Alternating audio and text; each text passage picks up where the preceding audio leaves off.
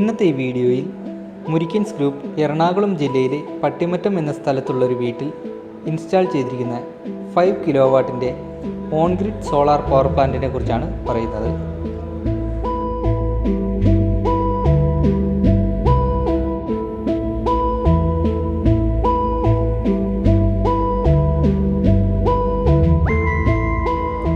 $5000 watts ശേഷിയുള്ള Flyline solar പാനലും 5 കിലോവാട്ടിൻ്റെ solar on-grid ഇൻവെർട്ടറും അനുബന്ധ ഉപകരണങ്ങളുമാണ് ഇവിടെ സ്ഥാപിച്ചിരിക്കുന്നത്.